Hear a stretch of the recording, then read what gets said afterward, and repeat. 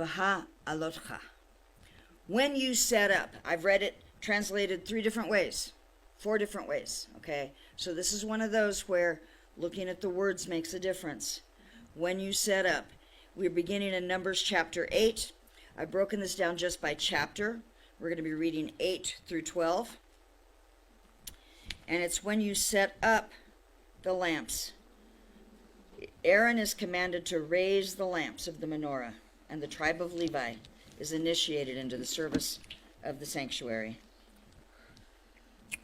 Then the Lord spoke to Moses, saying, Speak to Aaron and say to him, When you mount the lamps, the 7 lamps will provide light in the front of the lampstand. Therefore Aaron did so. He mounted its lamps at the front of the lampstand, just as the Lord had commanded Moses. Now this was the workmanship of the lampstand, hammered work of gold from its base to its flower ornamentation. It was hammered work, according to the pattern which the Lord had shown Moses, so he made the lampstand. Again the Lord spoke to Moses, saying, Take the Levites from among the sons of Israel and cleanse them.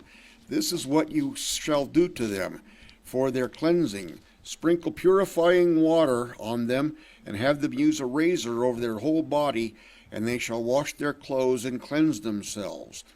Then have them take a bull with its grain offering, fine flour mixed with oil, and you shall take a second bull as a sin offering. So you shall present the Levites in front of the tent of meeting. You shall also assemble the whole congregation of the sons of Israel, and present the Levites before the Lord. And the sons of Israel shall lay their hands on the Levites. Aaron then shall present the Levites before the Lord as a wave offering from the sons of Israel, so that they may qualify to perform the service of the Lord. Now the Levites shall lay their hands on the heads of the bulls. Then you are to offer the one as a sin offering, and the other as a burnt offering unto the Lord, to make atonement for the Levites. And you shall have the Levites stand before Aaron and his sons, so as to present them as a wave offering to the Lord. You shall single out the Levites from among the sons of Israel, and the Levites shall be mine. Then after that the Levites may go in to serve the tent of meeting, but you shall cleanse them and present them as a wave offering, for they are exclusively given to me from among the sons of Israel. I have taken them for myself instead of the firstborn of every womb, the firstborn of all the sons of Israel.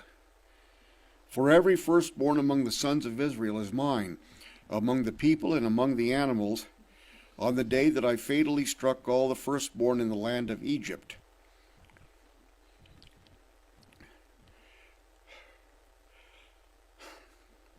On the day that I fatally struck all the firstborn in the land of Egypt, I sanctified them for myself. But I have taken the Levites instead of every firstborn among the sons of Israel. And I have given the Levites as a gift to Aaron and to his sons from among the sons of Israel, to perform the service of the sons of Israel at the tent of meeting, and to make atonement on behalf of the sons of Israel, so that there will be no affliction among the sons of Israel due to their approaching the sanctuary.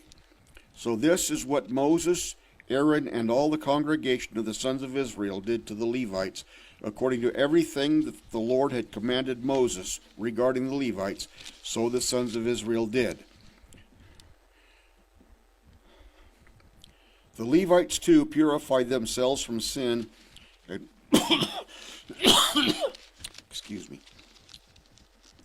and washed their clothes, and Aaron presented them as a wave offering before the Lord. Aaron also made atonement for them to cleanse them. Then after that the Levites went in to perform their service at the tent of meeting before Aaron and his sons, just as the Lord had commanded Moses concerning the Levites, so they did to them.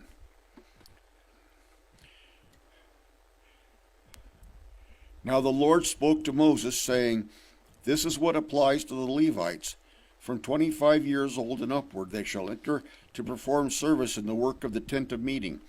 But at the age of 50 years they shall retire from service in the work and not work any more.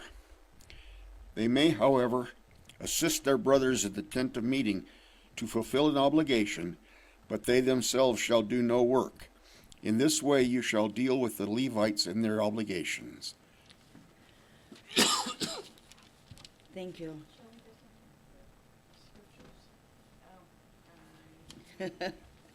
It starts off in chapter 8, verse 1. In verse 2, it says, when you mount the lamps in this translation, when you raise the lamps in one translation, when you set the lamps in another translation.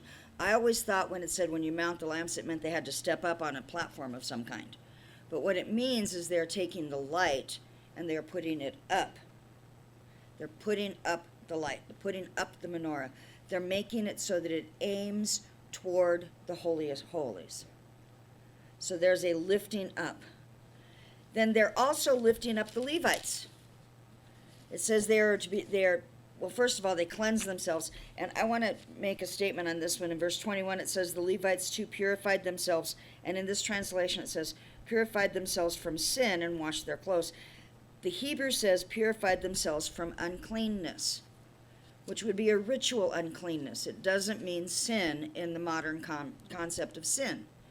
They purified themselves from their uncleanness. We get unclean in normal life. It doesn't necessarily mean sin.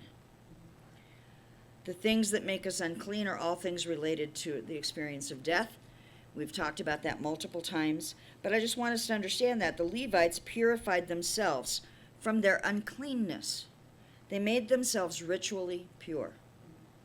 They washed their clothes, and they were presented as a wave offering. Now I can see it now. They're all lined up, right? And Moses and Aaron are standing there, and the one steps up, and they have to pick him up and do this with him, right? Well, that's not really what they did.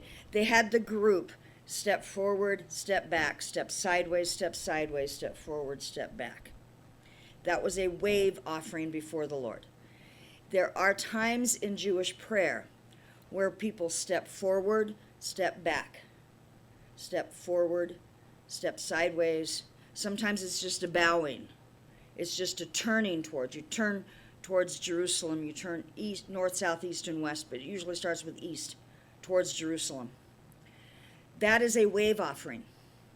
A wave offering doesn't always mean you pick it up and move it. Okay, sometimes you help what is being waved to move.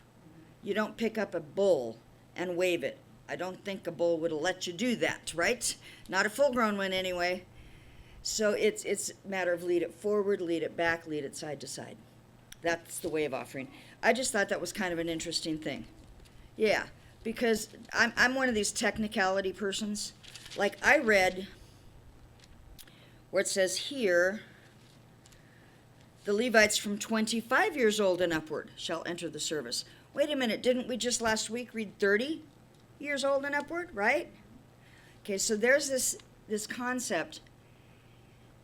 25 to 30, you're training. But you're not actually doing the work. You're not doing the carrying. You're not doing the sacrifice. You're training. You have 5 years to learn how to do it.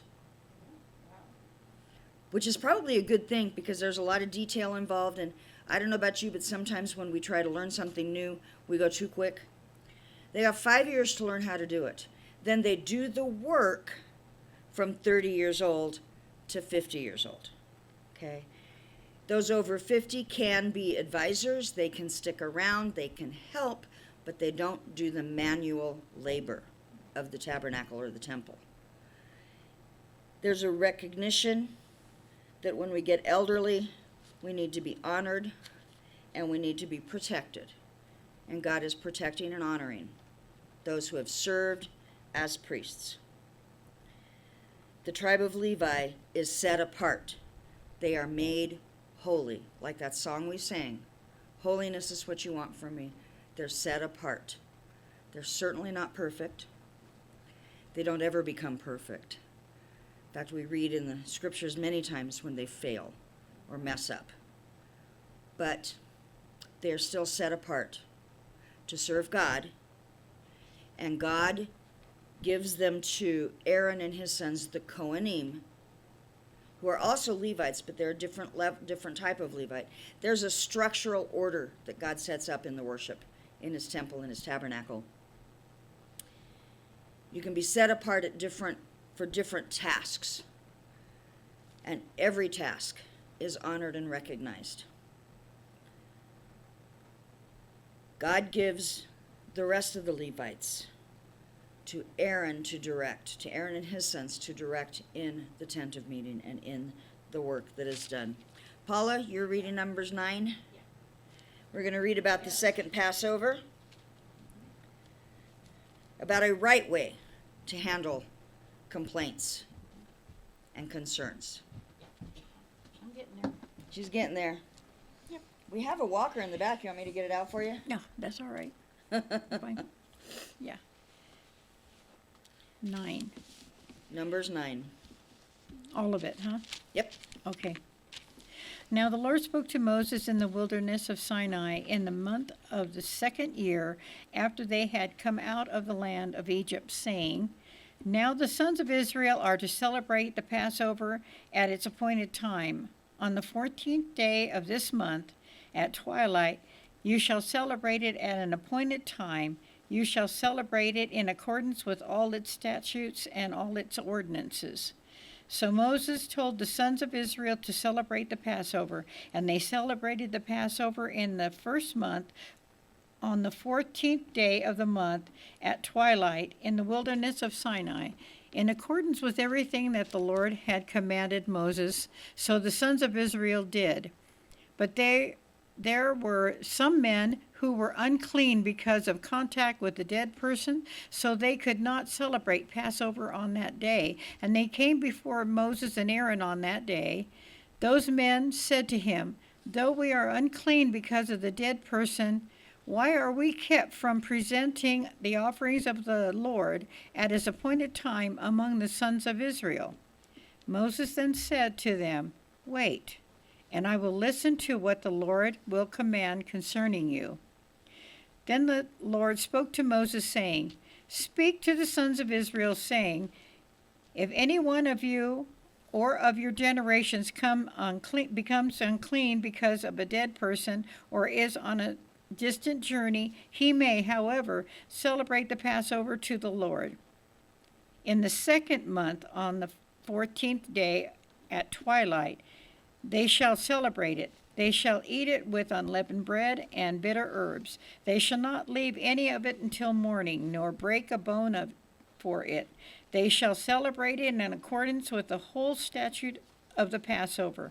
But the person who is clean and is not on a journey, yet refrains from celebrating the Passover, that person shall be cut off from his people, because he did not present the offering to the Lord at its appointed time.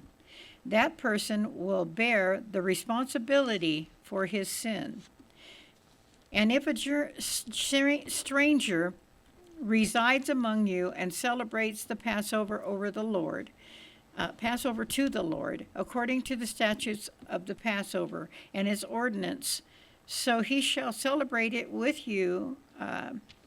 You shall have the same statute, both for the stranger and for the native of the land. Okay. You're not going to read the second half? Read to the end of the chapter, if you don't mind. I thought I did. Nope. Oh, okay. Of the land. Oh, okay. Yeah. Now on the day that the tabernacle was erected, the cloud covered the tabernacle, the tent of the testimony, and in the evening it was like the appearance of fire over the tabernacle until morning. That is how it was continuously. The cloud would cover it by day, and the appearance of fire by night. Whenever the cloud was lifted from over the tent, afterward the sons of Israel would set out. And in the place where the cloud settled down, there the sons of Israel would camp. At the command of the Lord, the sons of Israel would set out, and at the command of the Lord they would camp. As long as the cloud settled over the tabernacle, they remained camped. Even when the cloud lingered over the tabernacle for many days, the sons of Israel would comply with the Lord's ordinance and not set out. If sometimes the cloud remained a few days over the tabernacle in accordance with the command of the Lord, they remained camped. Then, in accordance with the command of the Lord, they set out. If sometimes the cloud remained from evening until morning, when the cloud was lifted in the morning, they would set out. Or if it remained in the daytime and at night, whenever the cloud was lifted, they would set out. Whenever it was 2 days, a month, or a year that the cloud lingered over the tabernacle, staying above it, the sons of Israel remained camped and did not set out. But when it was lifted, they set out again. Set out. At the command of the Lord they camped, and at the command of the Lord they set out. They did what the Lord required, in accordance with the command of the Lord of Moses. Okay. Thank you. Is that it? The second Passover is, remember I said there are times when we have a complaint, there's right way and a wrong way to handle it, right? And in this case, they handled it the right way. They were not happy that they didn't get to participate in the first Passover remembrance meal. The first Passover, of course, was in Egypt, but this is the first time they're doing a remembrance of it, which is not exactly the same thing, and it's not done exactly the same way. This is a memorial meal for that first night. And you have to be ritually pure, ritually clean. If you're not, you can't participate. And there were people who had to bury someone, and they were like, but, we want to participate. We don't want to have to wait a whole year to do this. And they went to Moses. They did the right thing. They went to leadership, and they asked the question, we're unclean. Why would we be kept from presenting the offering to the Lord? And Moses took it to the Lord, and God gave them the second Passover in the second month, and he made that a lasting ordinance because some men didn't like not being able to celebrate. It is the only festival that has 2 opportunities. But you notice the opportunity is limited. It's if you are unclean, which includes if you're sick, and if you are traveling, you are too far away to be able to do it. There are reasons why you can't keep it. That's understandable, but you can keep it that second time if you need to. And then it talks about the cloud by day and the fire by night. I love that picture. Sometimes I wish I could see a cloud by day and a fire by night. It would be nice to have that visual, that absolute knowing, right? That definite. The cloud lifts, it's okay, it's time to pack, let's go. And they would pack up and get ready, and the cloud would move to the front, and they would go. Until the cloud moved back to where the tent was, where the tabernacle was in the order. And then they would set up camp, and he would settle down. And they just followed the cloud. My dad wrote a piece called Following the Cloud that I thought was interesting a long time ago. Following the cloud by day, fire by night. It's good for all of us to remember that the Spirit of God directs us. Chapter 10, Deborah is going to read.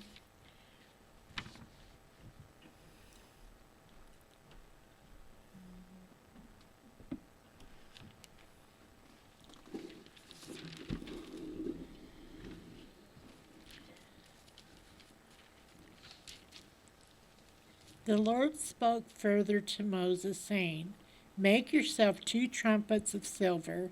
You shall make them of hammered work, and you shall use them for summoning the congregation and breaking camp. Now when both are blown, all the congregation will meet you at the entrance of the tent of meeting. But if only one is blown, then the leaders, the heads of the divisions of Israel, shall meet you. And when you blow an alarm, the camps that are pitched on the east side shall set out. Then when you sound an alarm the second time, the camps that are pitched on the south side shall set out. An alarm is to be sounded for them to break camp. When convening the assembly, however, you shall blow the trumpets without sounding an alarm. The sons of Aaron, moreover the priests, shall blow the trumpets, and this shall be a permanent statute for you throughout your generations. And when you go to war in your land against the enemy who attacks you, then you shall sound an alarm with the trumpets, so that you will be thought of by the Lord your God, and be saved from your enemies. Also on the day of your joy and at your appointed feasts, and on the first days of your months, you shall blow the trumpets over your burnt offerings, and over the sacrifice of your peace offerings, and they shall be as a reminder of you before your God. I am the Lord your God. Now in the second year, in the second month, on the 20th of the month, the cloud was lifted from above the tabernacle of the testimony, and the sons of Israel set out on their journeys from the wilderness of Sinai. Then the cloud settled in the wilderness of Paran. So they moved on for the first time in accordance with the command of the Lord through Moses. The flag of the camp, the sons of Judah, by their armies, set out first, with Nahshon, the son of Amminadab, over its army, and Nethiel, the son of Zur, over the tribal army of the sons of Issachar, and Eliab, the son of Helon, over the tribal army of the sons of Zebulun. Then the tabernacle was taken down, and the sons of Gershon and the sons of Merari, who were carrying the tabernacle, set out. Next, the flag of the camp of Reuben, by their armies, set out with Elazar, the son of Shedeur, over its army, and Shelemir, the son of Zurishaddai, over the tribal army of the sons of Simeon. And Elisaph, the son of Duel, was over the tribal army of the sons of Gad. Then the Kohathanites set out carrying the holy objects, and the tabernacle was set up before their arrival. Next, the flag of the camp of the sons of Ephraim by their army set out with Elishma, the sons of Ammihud, over its army, and Gamiel and the son of Pedazur over the tribal army of the sons of Manasseh, and Abidan, the son of Giodi, over the tribal army of the sons of Benjamin. Then the flag of the camp of the sons of Dan by their armies, which formed the rear guard for all the camps, set out with Ahiezer and the son of Ammishaddai over its army, and Pagiel the son of Ochran over the tribal army of the sons of Asher, and Ahura the son of Enan over the tribal army of the sons of Naphtali. This was the order of marching for the sons of Israel by their armies as they set out. Then Moses said to Hobab, the son of Reuel the Midianite, Moses' father-in-law, we are setting out to the place of which the Lord said, I will give it to you. Come with us, and we will do you good, for the Lord has promised good concerning Israel. But he said to him, I will not come, but rather will go to my own land and relatives. Then he said, please do not leave us, since you know where we should camp in the wilderness, and you will be as eyes for us. So it will be, if you go with us, that whatever good the Lord does for us, he will do for you. So they moved on from the mountain of the Lord 3 days' journey, with the ark of the covenant of the Lord going on in front of them for 3 days, to seek out a resting place for them. And the cloud of the Lord was over them by day when they set out from the camp. Then it came about when the ark set out that Moses said, Rise up, Lord, and may your enemies be scattered, and those who hate you flee from your presence. And when it came to rest, he said, "Return, Lord, to the myriad thousands of Israel." Rise up, Lord, may your enemies be scattered. Deborah, you did a great job on the names. Thank you. It starts off by telling us that there's trumpets of silver that are used. The trumpets of silver, we have a few up there, but they're not hammered all of one piece like these trumpets would be or were to be. The trumpets that were made out of silver were used only in the tabernacle and then in the temple, coming from the temple. So the shofars that we use, the animal horns, those are what were used out and about.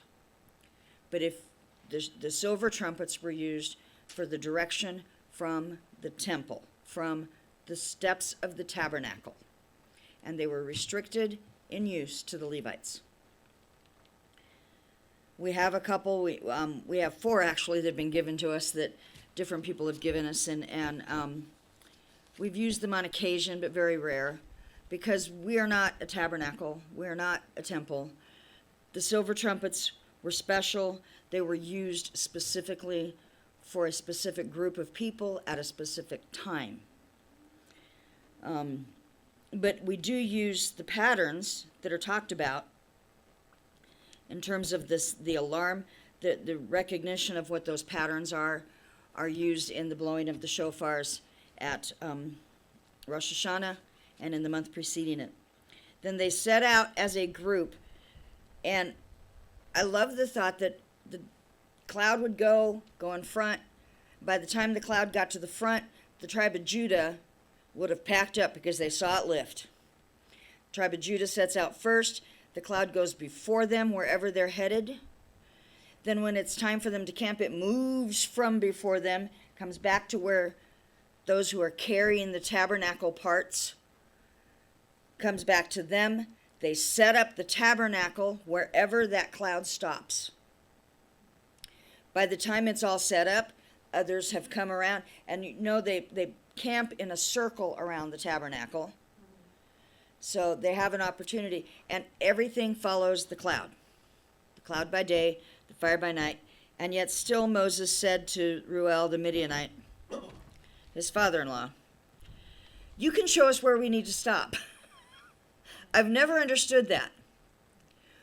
What the rabbis say is he's trying to give Ruel a reason to stay with them. He knows the cloud's going to lead them. But Ruel knows where water is. He knows other aspects. And Moses is trying to give him a place of honor to get him to stay. But he does not stay. He goes back to his own people. When all of the timing of all of this is not all exact, the way it's been written down is not necessarily exactly how it happened in timing. It's like anything else when we remember things. I remember this part, and then, oh yeah, I remember this, and oh, I remember that part. And sometimes when you put it together, it's not the exact timeline. So we have different places where this is talked about. This is talked about again in Deuteronomy, and the time in Deuteronomy, it seems a little different than what's here. That's because he's remembering in Deuteronomy. But here they are, getting ready to move, setting it up. The trumpets lead the way. God is there. They can see him. Paula is going to come and read Numbers chapter 11.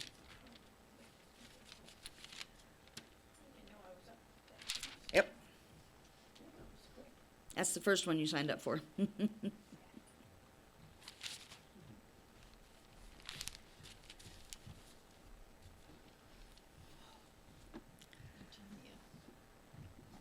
my hip and my ankle, I don't know which is worse. Okay. Numbers 11. Yeah.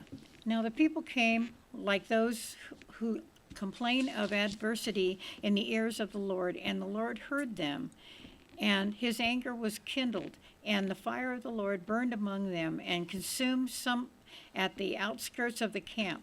The people then cried out to Moses, and Moses prayed to the Lord, and the fire died out. So that place was called Taberah, because the fire of the Lord burned among them. Now the rabble who were among them had greedy cravings, and the sons of Israel also wept again and said, "Who will give us meat to eat? We remember the fish that we used to eat for free in Egypt, the cucumbers, the melons, the leeks, the onions, and the garlic. But now our appetite is gone. There is nothing at all to look at except this manna." Now the manna was like coriander seed, and its appearance like that of Velidium. Close enough. The people would roam about and gather it and grind it between two millstones, or pound it in a mortar and boil it in a pot and make loaves with it, and its taste was like the taste of cake baked with oil. When the dew came down on the camp at night, the manna would come down with it. Now Moses heard the people weeping throughout their families, each one at the entrance of the tent. And the anger of the Lord became very hot, and Moses was displeased. So Moses said to the Lord, "Why have you been so hard on your servant? And why have you not found favor in the sight that you have put the burden of all these people on me? Was it I who conceived all these people? Or did I give birth to them, that you should say to me, 'Carry them in your arms, as a nurse carries a nursing infant, to the land which you swore to their fathers'? Where am I to get meat to give to all these people? For they weep before me, saying, 'Give us meat so that we may eat.'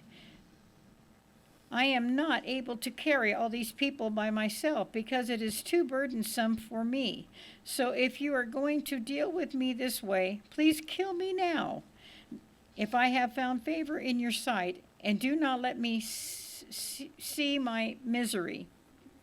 The Lord therefore said to Moses, "Gather for me 70 men from the elders of Israel, whom you know to be the elders of the people and their officers, and bring them to the tent of meeting, and have them take their stand there with you. Then I will come down and speak with you, and I will take away some of the Spirit who is upon you, and put him upon them, and they shall bear the burden of the people with you, so that you will not bear it by yourself.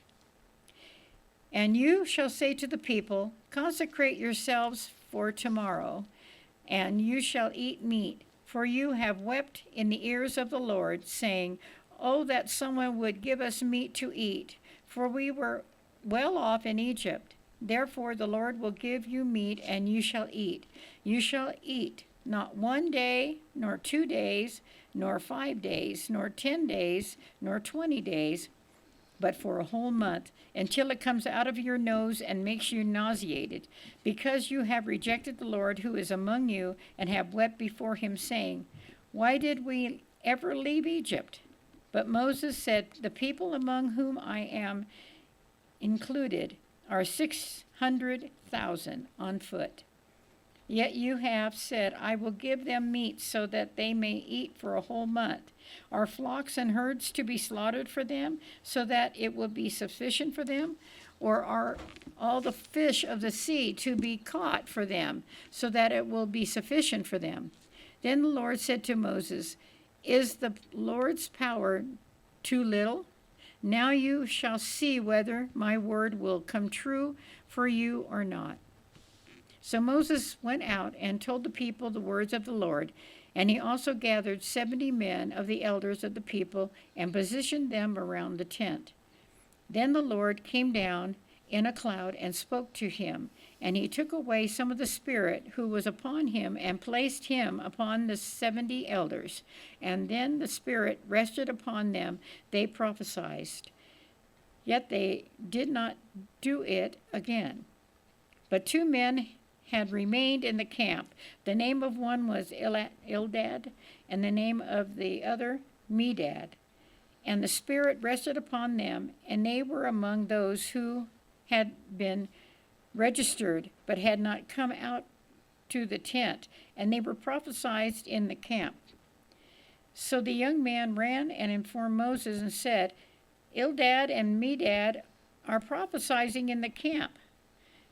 Then Joshua, the son of Nun, the personal servant of Moses from his youth, responded and said, "My lord Moses, restrain them." But Moses said to him, "Are you jealous for my sake? If only all the Lord's people were prophets that the Lord would put his spirit upon them." Then Moses returned to the camp, both he and the elders of Israel. Now, read the whole thing? Okay. Yeah. Now a wind burst forth from the Lord, and it brought quail from the sea and dropped them beside the camp, about a day's journey from on this side and a day's journey on the other side, all around the camp, and about 2 cubits deep on the surface of the ground. And the people spread it all that day, all night, and all the next day, and they gathered the quail. The one who gathered least gathered 10 homers, and spread them out for themselves all around the camp, while the meat was still being between their teeth before it was chewed. The anger of the Lord was kindled against the people, and the Lord struck the people with a very severe plague. So that place was named Kibroth Hattaavah. Kibroth Hattaavah. Yep. Because they were buried the people who had been greedy. From Kibroth Hattaavah, the people set out for Hazeroth, and they remained at Hazeroth.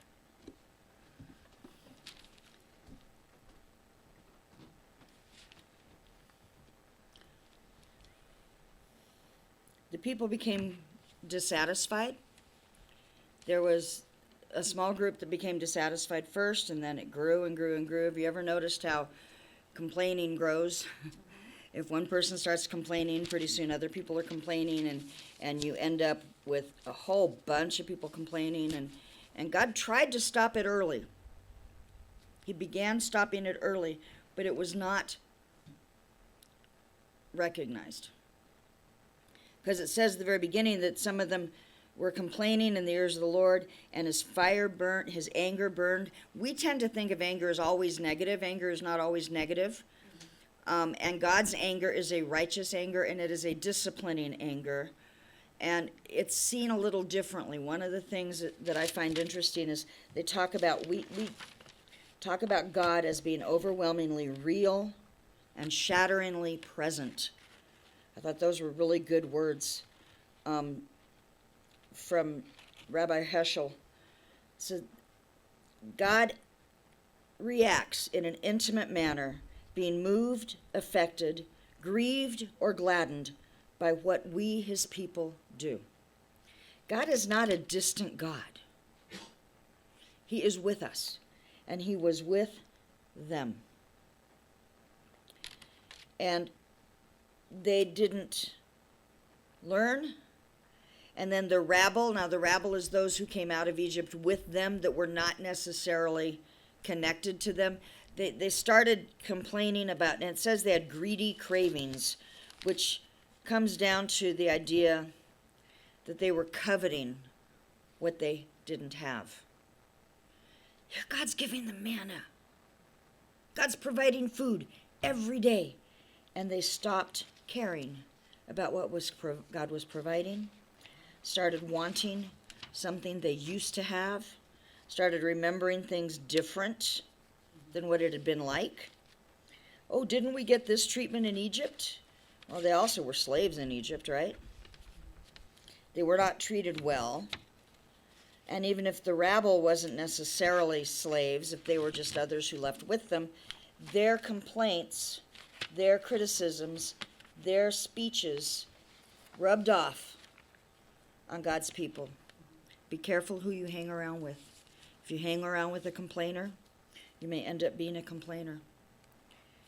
We don't want to be complainers. We want to look at what God is doing. Instead of seeing what God was doing now, they were wanting to go back to something, and it's called a rosy retrospection. It's this place where we have a self-deceptive nostalgia. We look back on something, and we don't remember the pain we were going through at the time. Mothers know this well. We look at our babies in the cribs and we just adore them, right? And later on we look back and go, oh, I miss those years when that child was a baby. But do we miss the 2 a.m. feedings? The crying, the colic,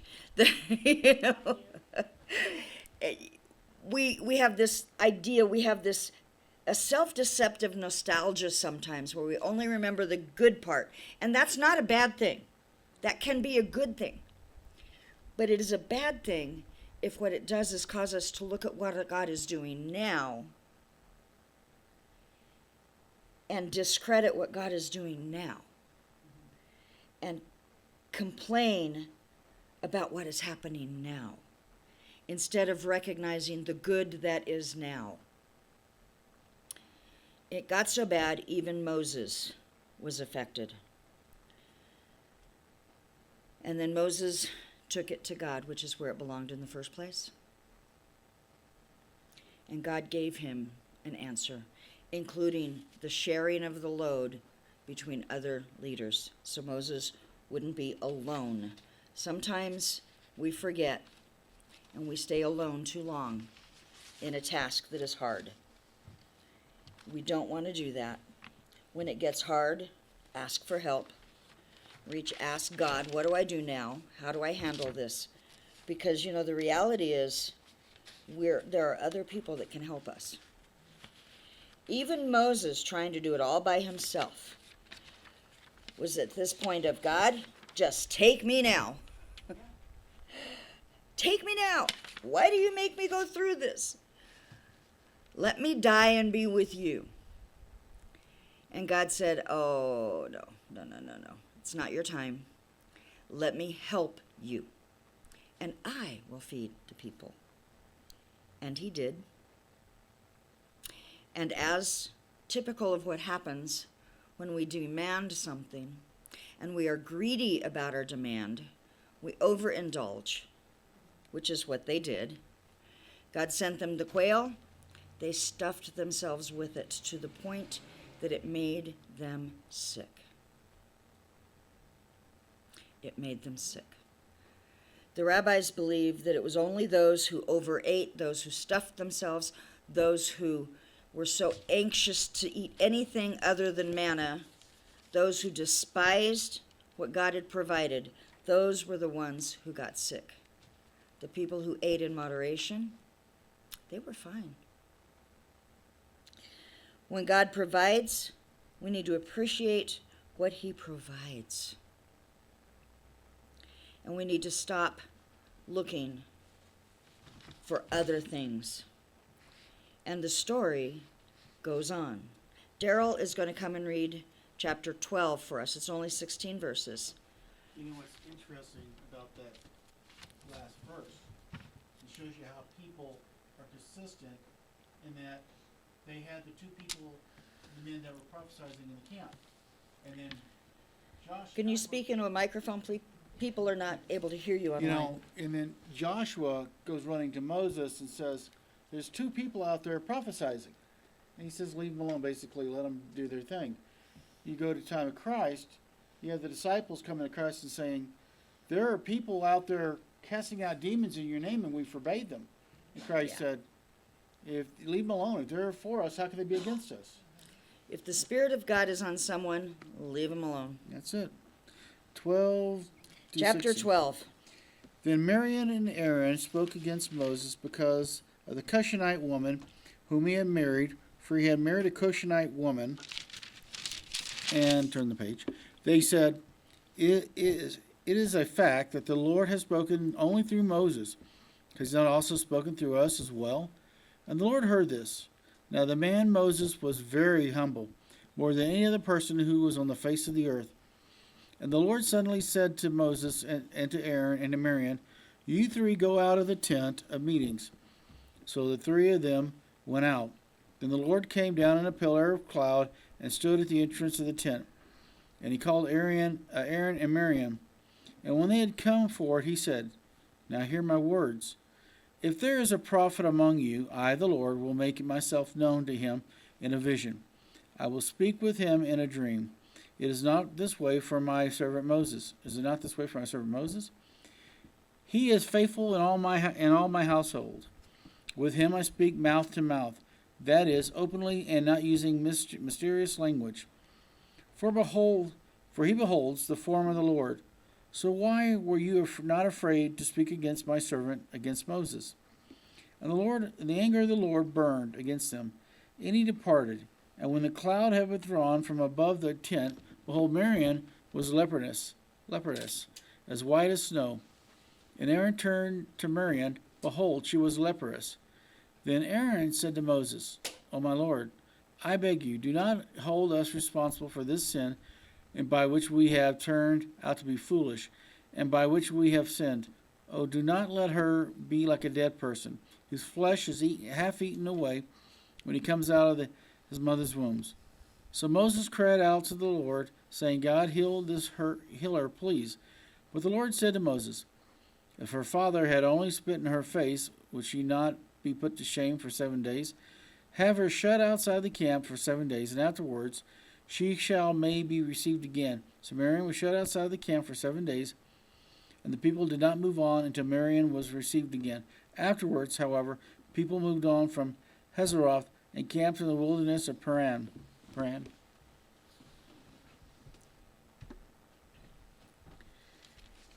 So we've had the people complaining, right? We have the men who took the complaint properly, went to Moses, and they followed up with that, and God responded in a positive way. Now we have the people who were like, they were complaining about what was going on, everything that was happening. Then we have the rabble that brought in all of the desires for other things, and the complaints got worse and worse and worse and worse. And God deals with it, and he helps them, and he brings them to a process. And now we have Miriam and Aaron complaining, right? Miriam and Aaron. Miriam is listed first. The rabbis believe it's because she initiated the complaint. They were speaking against Moses. The reason they spoke against Moses is argued about as to whether or not it's just because it was a Cushite woman who, if they didn't approve of that, or if it's for another reason. Modern rabbinical discussion actually brings it to the place where Moses was maintaining his ritual purity by being in a separate tent from his wife, and Miriam was saying that's not right, he shouldn't be doing that to her, and that Miriam was actually complaining about Moses maintaining that and separating himself from his wife, and that she was actually trying to defend Zipporah, the wife, and saying that, we could separate ourselves, we can go and talk to God too, because see, Moses had a special place where he could go in to the holies all the time because he kept himself pure. So there's a modern discussion about that. I don't know where I think about it. What I know is that Miriam complained, and Aaron accepted that complaint. And they were like, and God said, no, this isn't going to happen. Moses is my servant. You are to respect that. He struck her with leprosy, and Moses interceded for her and prayed for her, and God healed her, but she had to stay out of the camp. The entire camp waited for her restoration. So we have this up and down happening in this section, don't we? This big up and down that's going on. The people are following God, but they're complaining, and even Miriam and Aaron began complaining. God is looking at these people. God tells us how real these people are. We can't think we're any different or they're any different from us. They are real. They lived. It was not easy, but they continued following God. The whole camp had to wait for her recovery and her return. We have Zechariah, and Deborah's going to read out of Zechariah. In the Jewish Bible, it starts in chapter 2, verse 14, but in your standard Christian Bible, it starts in chapter 3, verse 1, and it goes to 4, verse 7. Restoration of Joshua the high priest of that era, a different Joshua. Zechariah 3, 1.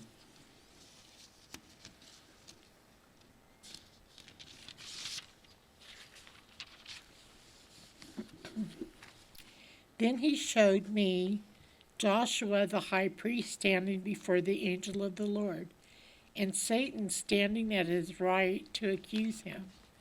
And the Lord said to Satan, "The Lord rebuke you, Satan. Indeed, the Lord who has chosen Jerusalem, rebuke you. Is this not a log snatched from the fire?" Now Joshua was clothed in filthy garments and was standing before the angel. And he responded and said to those who were standing before him, saying, "Remove the filthy garments from him."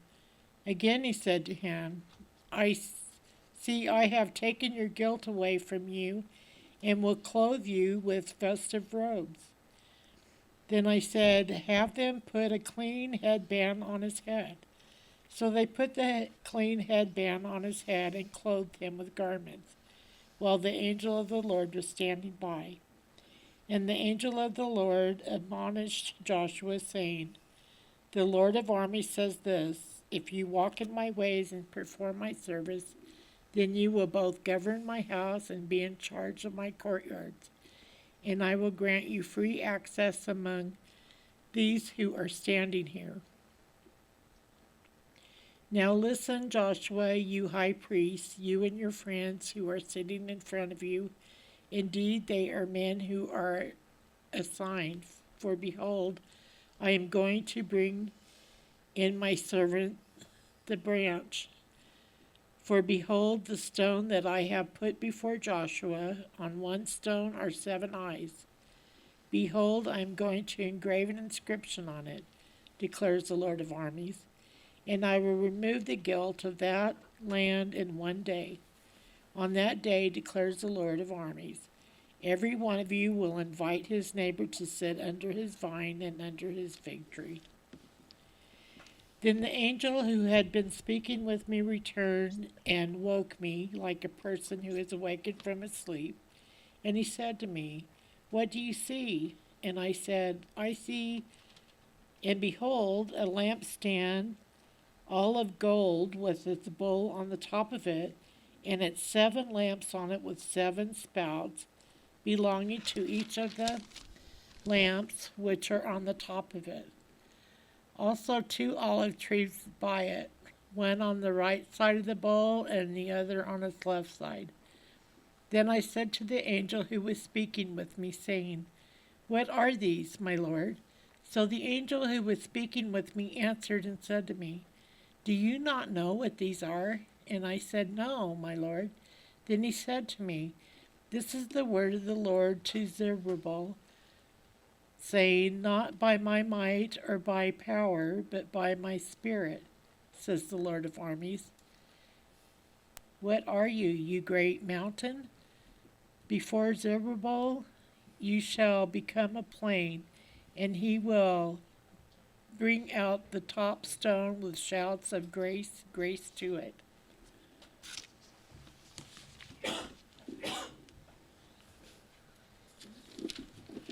Thank you. We have a picture of Zechariah and Joshua. He is the high priest at the time of Zechariah. This is the returning of the exiles. This is not the same Joshua that was standing by Moses. Some people have confused that. It's not. It's a different person. He was the high priest. He's being brought back. They're all being brought back from captivity, from Babylon, from the exile. And in this vision, because this is a vision Zechariah has, Zechariah sees Joshua, the high priest, standing there with Satan standing at his right. Satan is the accuser of the brethren. He's the one that's saying, look how dirty he is. Look at the mud on his robes. He is not ready to serve. He can't be the high priest because he's dirty, he's filthy, he's all of those things. And God says no. God cleans him up.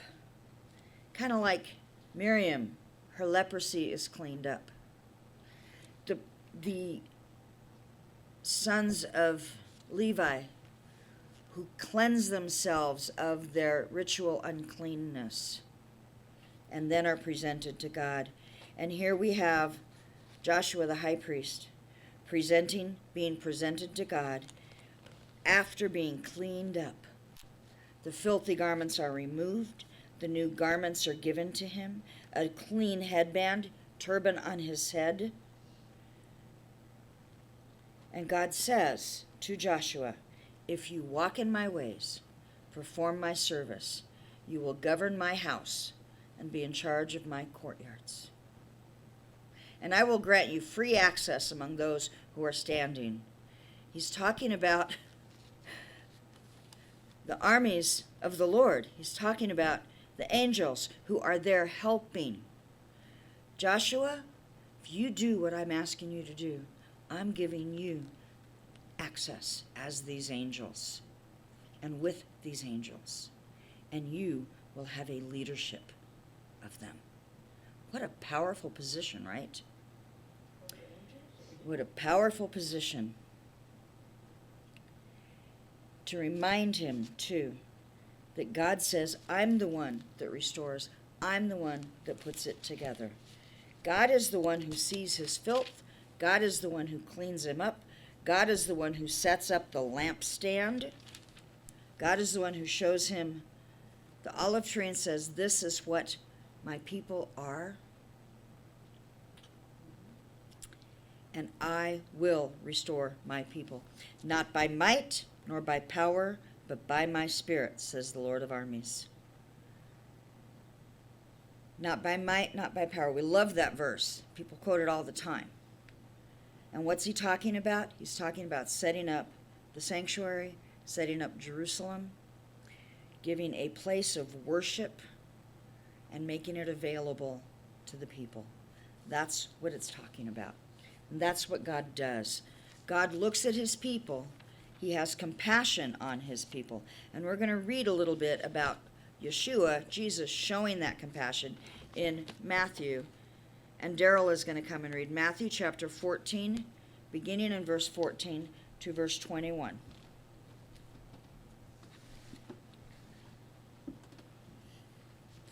Let's see, Matthew 14, 1 to verse 21. Okay. That's 13. Where's 14 start in this book?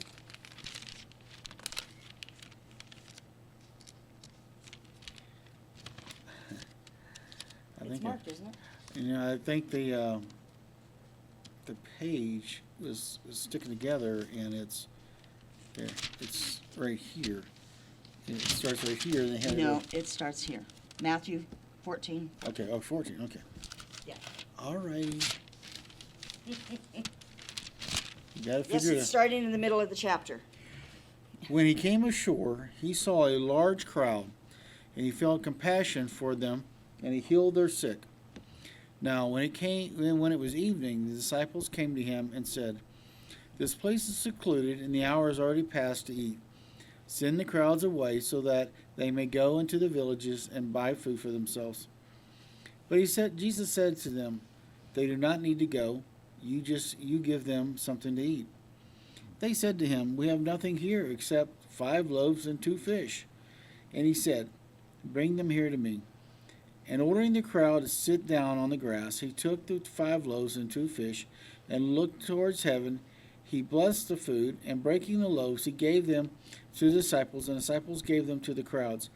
And they all ate and were satisfied, and he picked up what was left over of the broken pieces, 12 full baskets. There was about 5,000 men who ate, besides women and children.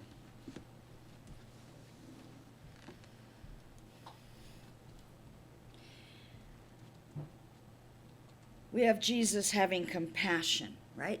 He sees the crowd. Now, the disciples have been with him for a while now. They've seen him do all kinds of miracles.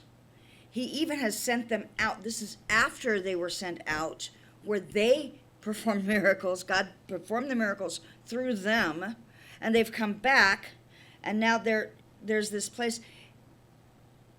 They've seen what Jesus can do, right? In a lot of ways. He goes away to be by himself, according to verse 13. He went away to be by himself, but the crowd followed him. And even though he was going away to be by himself, because his cousin John the Baptist had been killed. He's going away by himself to get restored a little, right? But the crowds follow him, and he sees the crowd, and he has compassion on them. In his weariness, he has compassion for the people. Heals their sick. The disciples see all of this. Then they say, Jesus, they're getting hungry. Maybe you need to send them home. But they're too far away to go home. Jesus says, no, you feed them. Can you imagine? It's kind of like the people coming to Moses and saying, we're hungry, we want meat. Can't we just have some meat? I mean, really, we should be able to have some meat in this traveling. We're getting tired of the manna. Manna is exhausting. There's a Veggie Tale thing about this, and it's kind of almost funny the way they sing about it. They got manna this and manna that and manna the other thing, and everything's manna, and I'm sick of manna, right? And they just want some meat. And God says, well, give it to them. Moses is going, I can't do that. God says, is my hand too short? Can I not do it? Do you not believe me? You know, most of us, we love Jesus on the mountain. We love God when he's up on that hill, on the mountain with this, everything's happening and he's speaking and it's so powerful. And yet he sends us into a wilderness and we get to the point that it's like, it's kind of hard to trust. Things become the same. Things get difficult.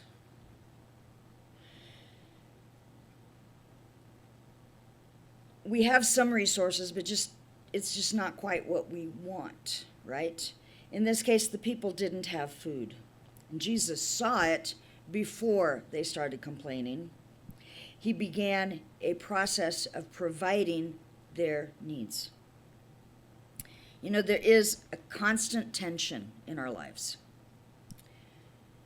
There really is. We can see God move powerfully in one season, in one day. A couple days later, we're like, but God. And so we see him move, but then we get to a next place, and it's a struggle to trust him with what's coming next. There is nothing too hard for God. We see his power. Israel saw what he did in Egypt. They saw what he was like on the mountain. They see the fire. They see the cloud. They see the manna every day. They see the water coming from the rock, and they still want something else. It's easy to get in that place where we are so focused on what we want that we don't see what God is providing. God had provided them a couple fish, a couple loaves of bread, and he took the 5 loaves and the 2 fish, and he looked up toward heaven, and he blessed. And in your Bible, it has the food in italics. It's because it's not there. He blessed, and he broke the bread. We don't bless the food. We bless the God who provides it. Okay? And this is a standard insertion in many Christian Bibles where we think in terms we're blessing the food. No, we're blessing God. He gave us the food. He gives us what we need. We bless God. This is a standard pattern in a Jewish home. The father holds the bread up and he blesses God. And he breaks it and the meal begins. And that's exactly what Yeshua is doing for these people. He breaks it, the meal begins, and he is able to provide all of it. They ate and were satisfied. They picked up what was left over of the broken pieces, 12 full baskets. Why 12? How many tribes are in Israel, right? There's a basket for each tribe. God has a purpose in every little detail. And he wants us to know that he provides for his people in full. Sometimes he provides more than what we need. Sometimes we have to get hungry before he brings provision. All right? We need to understand that. Sometimes we get hungry. They were hungry. They were already experiencing that hunger. They had been there all day. It was way past dinner. And Jesus saw it. And he waited till the disciples came and said, hey, you need to send them away to get something to eat. Sometimes God waits for us to recognize the need. Sometimes God sees it and he brings it ahead of time. But a lot of times, we need to ask him. We need to come to him and say, God, there's a need here. God, we can't do this without you. God, you're the one that has promised. And then we have to let him do it. And when he brings provision, they wanted meat, he provided the quail, right? Don't be so, what's the word, greedy with God's provisions. It says they had a desire, they coveted what they thought they'd had before. And God provided. And those who were quick to indulge got sick. I don't want to be sick from what God provides. I want to appreciate what he is providing, appreciate where he's taking us. Follow the cloud, follow the fire. Let him guide, let him direct, let him see the need. Bring it to him, ask him for help, share the needs amongst each other so we can all work together. That was why God had Moses bring the 70 elders to share the level, to share the responsibility. When we help each other, we can go a long way. When we lift each other up, we can go a long way. The whole thing begins with the raising of the lamps, the taking the light and putting it up where it shines, the raising up of the Levites. And that's where we need to be, raising up God, raising up his people, serving to our best ability, appreciating what he provides, letting God clean us up as he cleaned up Joshua the high priest, and follow him. Do what he asks as best we can. And when we do that, we will get where we need to be. We will get where we need to be. But we can't get there without help, without helping each other, without appreciating what he has provided. So this week, I want you to look for ways God has provided for you. And when you see a need, remind yourself, God did this, he's going to do this, right? And we're standing in that position where we have needs. And it's like, impossible. Not humanly possible. But God. God can, and God will provide, and he will help get us through the process. And the same is true for you. And I stand in that. Even at moments where I'm frustrated and upset and angry. I was upset about things yesterday, huh, Craig? I got upset about a few things yesterday. There were some things that went down that it was like, this isn't right, this isn't okay. But God is going to get us through it. And he let me stew in my anger for a little bit. He let me deal with it. He let me process it. And I take it to him, and we talked a little bit about it, and it's like, okay, God, what do you want to do? You're going to deal with this. You take care of it. And he will. And he will. But I may be asking for help from some of you with some things. So let us do that. If you need help, don't be afraid to ask. It's the worst that can happen. Someone says, I can't do it, right? And sometimes we can't. But to the best of our ability, we need to be there for each other. And at the very least, pray for each other. Lift each other up before God, like Aaron lifted up the lamps, right? Lift each other up. Present each other to God. Say, God, they need your help. We do that in our prayer requests. And we've seen God do some powerful things. So we're going to continue to lift each other up, to lift up the concerns that you have. And we're going to continue to see God do powerful things.